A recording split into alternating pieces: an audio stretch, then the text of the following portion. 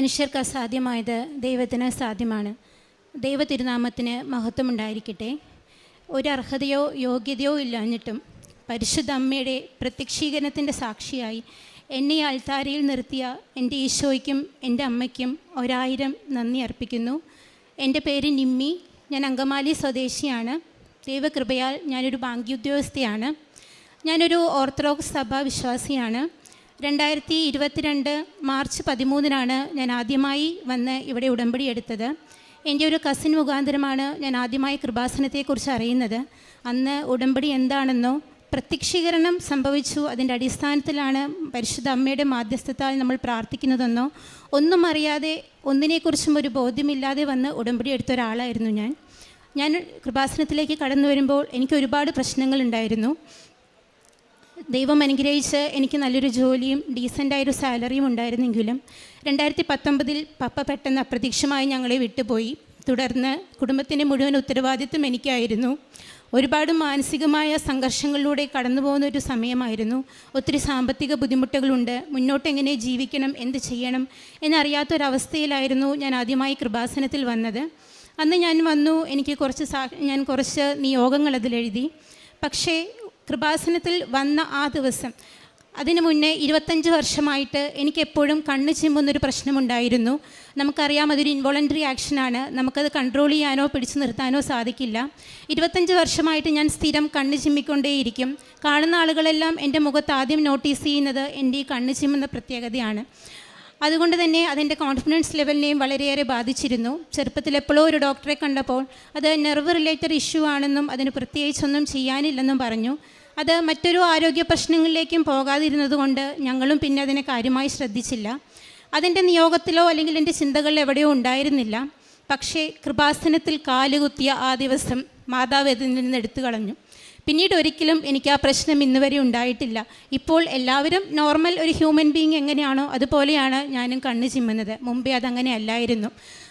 അതുപോലെ തന്നെ എനിക്ക് 9 വർഷമായി സിവിയർ മൈഗ്രെയിൻ ഉണ്ടായിരുന്ന ഒരാളായിരുന്നു. മൈഗ്രെയിൻ എന്ന് പറഞ്ഞാൽ ആഴ്ചയിൽ 2-3 ദിവസം എനിക്ക് തലവേദന വരും. അതിശക്തമായ തലവേദനയാണ്. എനിക്ക് 2-3 ദിവസത്തേക്ക് ഒന്നും ചെയ്യാൻ കഴിയില്ല. രാത്രിയിൽ ഉറങ്ങാതെ ഒരുപാട് ദിവസങ്ങൾ ഞാൻ ഇരുന്നിട്ടുണ്ട്. കാരണം കിടക്കാനോ ഇരിക്കാനോ നിൽക്കാനോ ഒന്നും എനിക്ക് സാധിക്കില്ല. എങ്ങനെയോ നേരം പുലരും, ഞാൻ വീണ്ടും ജോലിക്ക് പോകും. ഒരുപാട് സങ്കടങ്ങളിലൂടെ കടന്നു പോവുകയായിരുന്നു. കാരണം ആകെയുള്ളൊരു സൊല്യൂഷൻ പെയിൻ കില്ലറാണ്. അതെനിക്ക് കഴിക്കാൻ താല്പര്യമില്ലായിരുന്നു. ഞാൻ എന്ന കൃപാസനത്തിൽ കാലുകുത്തിയോ ആ ദിവസം പരിശുദ്ധമ്മ എന്നിൽ നിന്ന് എടുത്തു മാറ്റി. പിന്നീട് ഇന്ന് വരെ എനിക്ക് ആ തലവേദന ഉണ്ടായിട്ടില്ല. മൂന്നാമത്തെ കാര്യം, ഈ തലവേദനയും കണ്ണിൻ്റെ പ്രശ്നവും എല്ലാമായിട്ട് എനിക്ക് ഒരുപാട് ഇങ്ങനെ ഫേസിൽ എപ്പോഴും ഒരു സ്ട്രെയിൻ പോലെ ഫീൽ ചെയ്യും. അപ്പോൾ എൻ്റെ കണ്ണും എൻ്റെ നെറ്റിയും എല്ലാം ഒരുതരം ഗോഷ്ടി കാണിക്കുന്ന പോലെ എനിക്ക് എപ്പോഴും അതങ്ങനെ ഒരു മൂവ്മെൻറ്റ് എൻ്റെ ഫേസിലുണ്ടാവും. അപ്പോൾ അതും കാണുന്ന ആളുകൾ പെട്ടെന്ന് വിചാരിക്കും ഞാൻ എന്തോ ഇങ്ങനെ ഒരു മൂവ്മെൻറ്റ് ചെയ്യുകയാണെന്ന്. അതും ഇൻവോളണ്ടറി ആണ്, എനിക്കൊന്നും ചെയ്യാൻ സാധിക്കുന്നില്ല. അതും എൻ്റെ കോൺഫിഡൻസിനെ വളരെയധികം ബാധിച്ചിരുന്നു.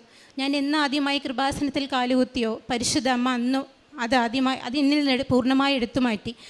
ഞാൻ ആഗ്രഹിക്കുകയോ പ്രാർത്ഥിക്കുകയോ എൻ്റെ മനസ്സിൽ പോലും ഇല്ലായിരുന്ന, എന്നാൽ കുറേ വർഷങ്ങളായി അലട്ടിക്കൊണ്ടിരുന്ന 3 കാര്യങ്ങളിൽ സമ്പൂർണ്ണ സൗഖ്യം നൽകി എന്നെ ഇങ്ങോട്ടേക്ക് വരുത്തുകയായിരുന്നില്ല, ഈശോയും അമ്മയും എന്നെ ഇങ്ങോട്ടേക്ക് വരവേൽക്കുകയായിരുന്നു എന്ന് ഞാൻ പറയും.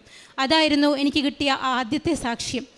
അതിനുശേഷം എൻ്റെ കണങ്കാലിലൊരു മുറിവുണ്ടായിരുന്നു. വർഷങ്ങളായിട്ട് ഉണങ്ങാത്തൊരു മുറിവായിരുന്നു. എന്നാൽ അത് വേദനയോ മറ്റു കാര്യങ്ങളൊന്നും ഇല്ലാതിരുന്നത് കൊണ്ട് തന്നെ ഞാനും അതത്ര കാര്യമായി ശ്രദ്ധിച്ചിരുന്നില്ല. പക്ഷേ കൃപാസനത്തിൽ വന്ന് ഉടമ്പടിയെടുത്ത് ഞാൻ ഉടമ്പടി വിശുദ്ധ തൈലം എല്ലാ ദിവസവും വിശ്വാസപ്രമാണം ചൊല്ലി അത് പ്രാർത്ഥിച്ച് പുരട്ടിയിരുന്നു. ഒരാഴ്ചയ്ക്ക് ശേഷം 5-6 വർഷമായി ഉണങ്ങാതിരുന്ന ആ മുറിവ് എന്നേക്കുമായി ഉണങ്ങി. അതായിരുന്നു എനിക്ക് കിട്ടിയ ആദ്യത്തെ അടയാളം. ഞാൻ കൃപാസനത്തിൽ വന്നപ്പോൾ ഒരുപാട് സാമ്പത്തിക ബുദ്ധിമുട്ടുകളിലൂടെ കടന്നു പോകുന്നൊരു സമയമായിരുന്നു. സാലറി ഉണ്ട്, പക്ഷെ കിട്ടുന്ന സാലറി ഒന്നിനും തികയുന്നില്ല. ഞങ്ങൾ വർഷങ്ങളായിട്ടൊരു സ്ഥലം വിൽക്കാൻ നോക്കിയിരുന്നു. ഞങ്ങൾ താമസിക്കുന്നത് അങ്കമാലിയിലാണ്, സ്ഥലം പാലക്കാടാണ്.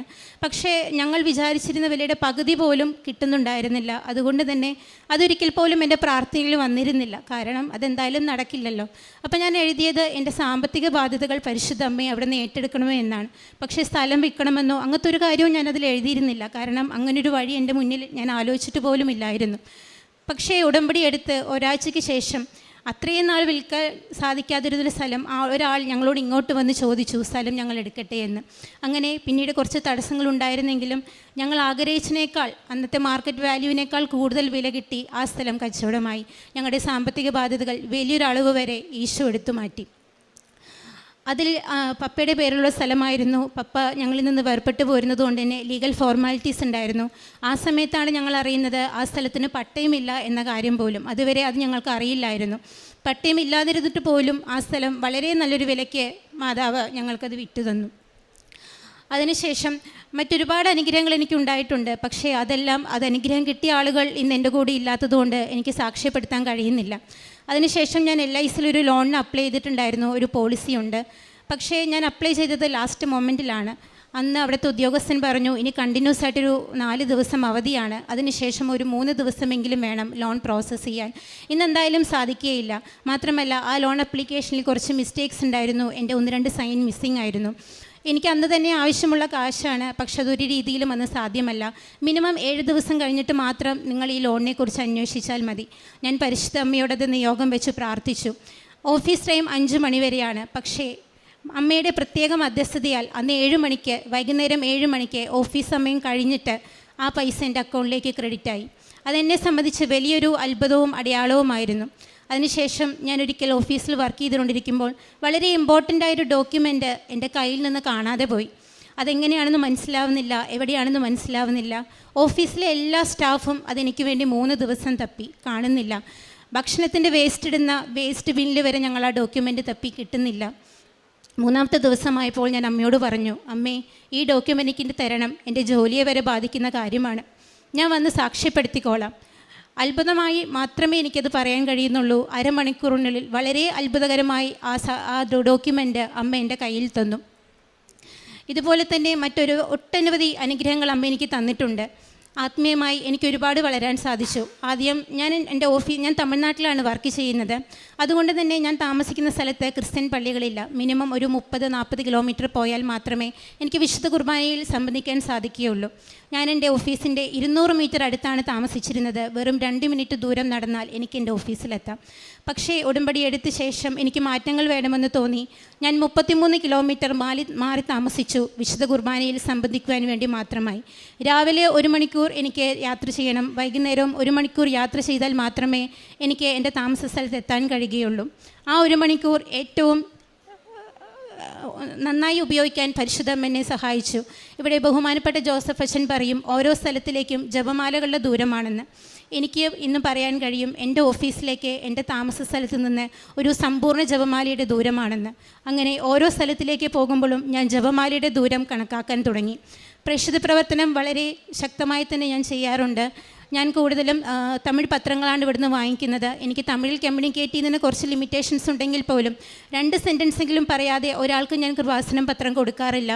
അങ്ങനെ ഞാൻ തമിഴ്നാട്ടിൽ പോയി കൃപാസനം പത്രം കൊടുത്ത് കുറച്ച് പേർ ഇവിടെ വന്ന് കൃപാസനത്തിൽ വന്നു എന്നറിഞ്ഞു. അതെനിക്ക് ഒത്തിരി സന്തോഷം തോന്നി. അതുപോലെ തന്നെ ബഹുമാനപ്പെട്ട വിജയകുമാർ സാറിൻ്റെ പ്രെയറിൽ എനിക്ക് പങ്കെടുക്കാനുള്ള ഭാഗ്യം ലഭിച്ചു. ഞാൻ കോയമ്പത്തൂർ അദ്ദേഹത്തിൻ്റെ പ്രെയർ മീറ്റിങ്ങിൽ പങ്കെടുക്കാറുണ്ട്. ഞാൻ ദൈവം അനുഗ്രഹിച്ച് ഞാൻ കൊടുത്ത 90% ആളുകളിലും, പത്രം കൊടുത്ത 90% ആളുകളും കൃപാസനത്തെക്കുറിച്ച് ഒരിക്കൽ പോലും അറിയാത്ത ആളുകളായിരുന്നു. ഞാൻ മലയാളം പത്രവും വാങ്ങി തമിഴ്നാട് അതിർത്തി ഗ്രാമങ്ങളിൽ നടന്നു കൊടുക്കാറുണ്ട്. എനിക്ക് സ്ഥലങ്ങൾ അറിയില്ല. ഞാൻ ബസ്സിൽ കയറും, കിട്ടുന്ന ബസ്സിൽ കയറും, തോന്നുന്ന സ്റ്റോപ്പിൽ ഇറങ്ങും. ഇറങ്ങി എല്ലാവർക്കും ഞാൻ പത്രം കൊടുക്കാറുണ്ട്. എൻ്റെ വളരെ സെൻസിറ്റീവായിട്ടുള്ളൊരു ബോഡിയാണ്. എൻ്റെ കാലും വളരെ സെൻസിറ്റീവാണ്. എനിക്ക് ഷൂ അല്ലാതെ മറ്റൊരു ചെരുപ്പും ഉപയോഗിക്കാൻ സാധിക്കുകയില്ല. ഒരു അരമണിക്കൂർ ഷൂ ഇട്ട് നടന്നാൽ പോലും എൻ്റെ പാദങ്ങളിൽ കുമിളകൾ വന്ന് പൊട്ടും.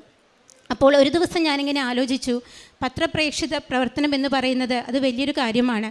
അപ്പോസ്തലന്മാർ ചെയ്തിരുന്ന കാര്യമാണല്ലോ ഈശോയെ, അതിൻ്റെ മറ്റൊരു പതിപ്പാണല്ലോ ഞങ്ങളും ചെയ്യുന്നത്. അതിനുശേഷമുള്ള തൊട്ടടുത്ത ഉടമ്പടി ആരാധനയിൽ ബഹുമാനപ്പെട്ട ജോസഫ് അച്ഛൻ പറഞ്ഞു, നിങ്ങൾ ചെയ്യുന്നത് അപ്പോസ്തലന്മാർ ചെയ്യുന്ന കാര്യമാണ്, അതിൻ്റെ ഒരു ചെറിയ പതിപ്പാണ് നിങ്ങൾ ഈ പത്രങ്ങളിലൂടെ ചെയ്യുന്നതെന്ന്. അതെന്നെ വല്ലാതെ സ്പർശിച്ചു. അതിനുശേഷം ഒരിക്കൽ പോലും ഞാൻ പത്രം കൊടുക്കുമ്പോൾ ആരെങ്കിലും ഞാൻ കൊടുക്കുമ്പോൾ റിജക്റ്റ് ചെയ്യരുത് എന്ന് ഞാൻ പ്രാർത്ഥിച്ചിട്ടില്ല. ആരെങ്കിലും ഇത് തിരസ്കരിക്കരുത് എന്ന് ഞാൻ പ്രാർത്ഥിച്ചിട്ടില്ല. ഞാൻ കിലോമീറ്ററുകളോളം നടന്ന് പത്രങ്ങൾ കൊടുത്തിട്ടുണ്ട്. അതിനുശേഷം എൻ്റെ കാൽപാദങ്ങൾ പൊട്ടുമ്പോൾ ഞാൻ ഈശോയോട് പറയും, ഈശോയെ, എനിക്ക് അങ്ങേക്ക് വേണ്ടി രക്തസാക്ഷിത്വം വരിക്കാൻ കഴിഞ്ഞിട്ടില്ല, വലിയ വലിയ സഹനങ്ങൾ ഏറ്റെടുക്കാൻ കഴിഞ്ഞിട്ടില്ല. പക്ഷെ അങ്ങേക്ക് വേണ്ടി ഈ ഒരു കുഞ്ഞു മുറിവ് ഞാൻ സഹിക്കുകയാണ്, ഈശോയ്ക്ക് വേണ്ടി ഞാൻ സഹിക്കുകയാണ്. എന്നൊക്കെ എനിക്ക് ഒത്തിരി സന്തോഷം തോന്നിയിരുന്നു. അതുപോലെ തന്നെ ഞാൻ പ്രൊട്ടസ്റ്റൻ്റ് സഭാവിശ്വാസികൾക്കാണ് കൂടുതലായി പത്രങ്ങൾ കൊടുത്തിരുന്നത്. അവർ മാതാവിൽ വിശ്വസിക്കുകയോ മാതാവിനോട് പ്രാർത്ഥിക്കുകയോ ചെയ്യുന്ന ആളുകളല്ല. എന്നെ കാണുമ്പോൾ തന്നെ അവർ വഴക്ക് പറയും. ഒരുപാട് പേര് റിജക്റ്റ് ചെയ്തിട്ടുണ്ട്. കുറച്ച് പേര് പറയും ബാങ്കിൽ നല്ലൊരു ജോലി കളഞ്ഞ് ഇപ്പോൾ ഈ ജോലിക്കാണോ ഇറങ്ങിയിരിക്കുന്നതെന്ന്. അപ്പോഴൊക്കെ ഞാൻ മനസ്സിൽ ഒത്തിരി സന്തോഷിക്കും. ബാങ്കിലെ ജോലി എനിക്ക് ഈ ലോകത്തിലേക്ക് വേണ്ടി മാത്രമാണ്. അതിനപ്പുറമുള്ളൊരു ലോകത്തിലേക്ക്, മറ്റൊരു ജീവിതത്തിലേക്ക് എന്നെ കൊണ്ടുപോകുന്ന ജോലിയാണല്ലോ ഈശോയെ ഞാൻ ചെയ്യുന്നതെന്ന്. കാരുണ്യപ്രവർത്തികൾ ഞാൻ ഉടമ്പടിക്ക് മുന്നേയും കാരുണ്യപ്രവർത്തികൾ ചെയ്യാൻ ദൈവം കൃപ തന്നിട്ടുണ്ടായിരുന്നു. എനിക്ക് ദാനമായി തന്നിട്ടുള്ള ജോലി, ജീവിത സാഹചര്യങ്ങൾ, മറ്റു ഭൗതിക നേട്ടങ്ങൾ, അതെല്ലാം എൻ്റെ ചുറ്റുമുള്ള ആളുകൾക്കും അവകാശപ്പെട്ടതാണെന്ന് വലിയൊരു ബോധ്യം ദൈവം എനിക്ക് തന്നിട്ടുണ്ടായിരുന്നു. പക്ഷേ ഉടമ്പടി എടുത്തതിന് ശേഷം അത് കൂടുതൽ ദൈവസ്നേഹത്തോടെ ചെയ്യാനുള്ളൊരു കൃപ ദൈവം എനിക്ക് തന്നു.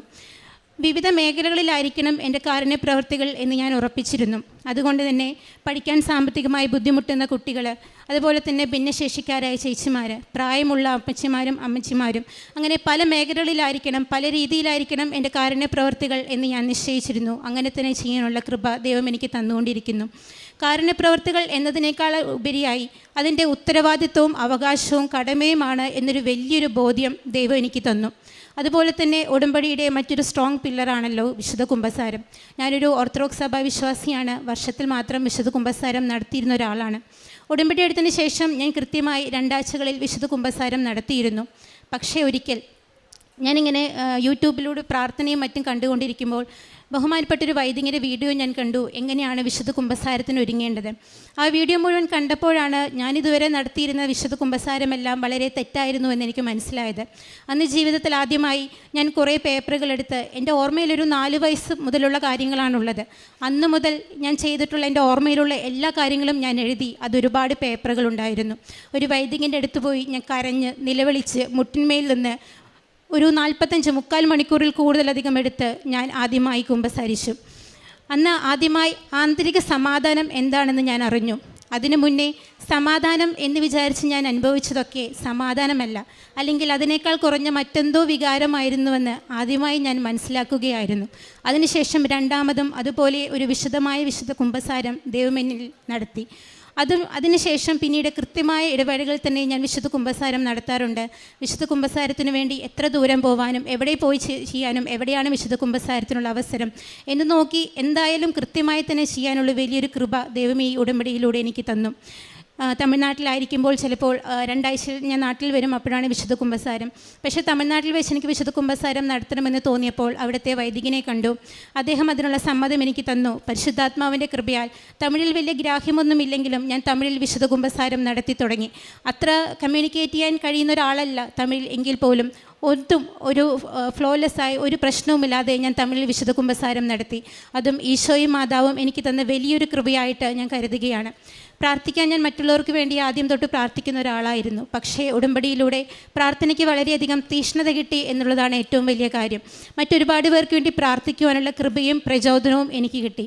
വ്യക്തികളുടെയും കുടുംബത്തിൻ്റെയും സമൂഹത്തിൻ്റെയും സഭയുടെയും വിശുദ്ധീകരണത്തിനു വേണ്ടി, അബോർഷൻ ചെയ്യപ്പെടുന്ന കുഞ്ഞുമക്കളുടെ സ്വർഗത്തിലുയരുന്ന നിലവിളികൾക്ക് വേണ്ടി, അതുപോലെ തന്നെ യുദ്ധം നടക്കുന്ന രാജ്യങ്ങളിലെ കഷ്ടപ്പെടുന്ന കുഞ്ഞുമക്കൾക്ക് വേണ്ടി, അങ്ങനെ ഒരുപാട് പേർക്ക് വേണ്ടി നിയോഗം വെച്ച് പ്രാർത്ഥിക്കുവാൻ ദൈവം എനിക്ക് കൃപ തന്നു.